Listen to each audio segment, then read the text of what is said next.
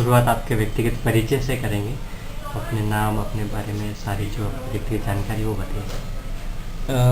नाम अशोक कुमार फलोर, पुत्र स्वर्गीय श्री अर्जुन लाल जी फलोर। 1963 में वो चार्टर्ड किए थे और कलकत्ता में बांगड़ ब्रदर्स में finance director, as a finance director.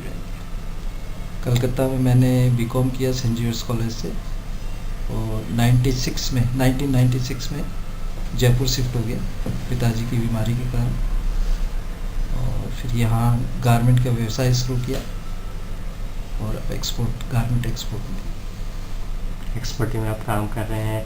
जितना गारमेंट लाइन में जितना आपने अपनी भूमिका दर्शाई है, उतनी ही भूमिका अपने सामाजिक क्षेत्र में भी स्थापित करी, उसके बारे में थोड़ा सा बताइए। भाई सामाजिक क्षेत्र में मैं 4 साल पहले यहाँ पूर्ण रूप से समाज में भागीदारी की और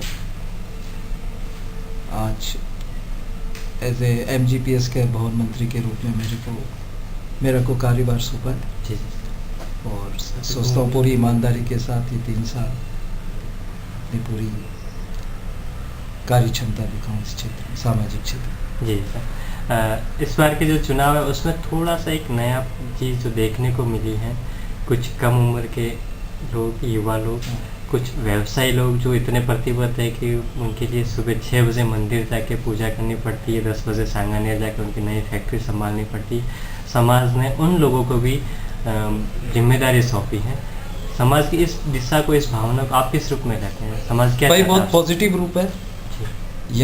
यंग जनरेशन को तो चांस देना ही चाहिए, नई सोच, नई दिशा। हमारा चुनाव का नारा भी यही था और इसलिए दरगढ़ जी ने बहुत सोच समझ के नारा दिया और सोच समझ के अपनी जिम्मेदारी नई सोच, नई दिशा।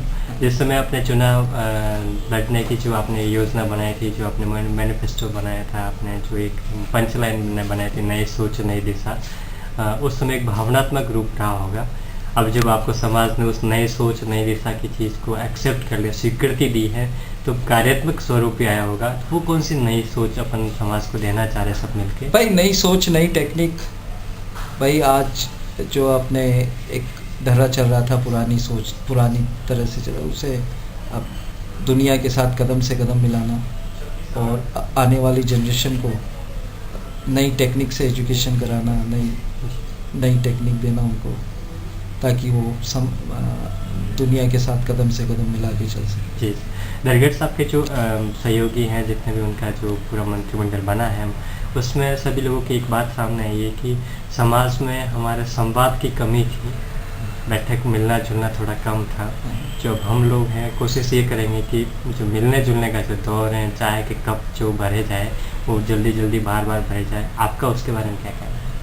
नहीं, सही बात है। मिलने जुलने से विचार का आदान प्रदान होगा, नई बातें सीखने को मिलेगी और नई बातें जो अपने मन में उसको कहने की मिलेगी और उसको व्यवहार में लाएंगे जल्दी से।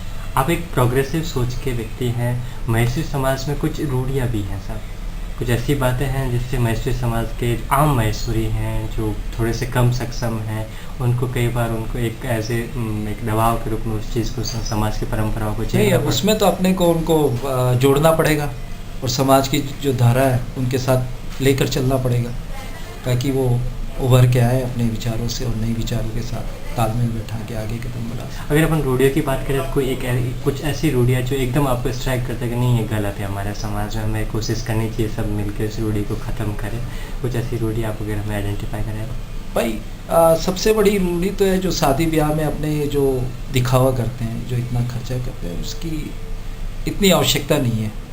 वही अगर पॉजिटिव रूप में कहीं प्रोडक्टिविटी में यूज़ करें तो वो ज़्यादा अच्छा होगा। ऐसे नए एम्प्लॉयमेंट, नई चीज़ें नहीं, दिखावा करें तो भी ठीक है, लेकिन कम से कम कंपटीशन तो नहीं करेंगे। पड़ोसी ने इतना बढ़िया शादी किया तो हम उससे बढ़ेगा। तो आपके जैसी श्रद्धा है वैसा काम करें।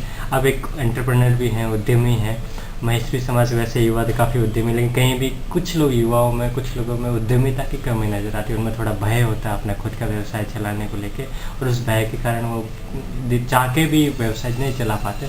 उस लोगों में उद्यमिता का गुण पैदा करने के लिए आप क्या प्रयास करेंगे? उसमें यही है कि नई सोच डालनी पड़ेगी उसमें, नई टेक्निक उनको देनी पड़ेगी ताकि वो अभी जो कंपटीशन है उसके साथ कदम से कदम मिला के आगे बढ़ते हैं। आगे बढ़े।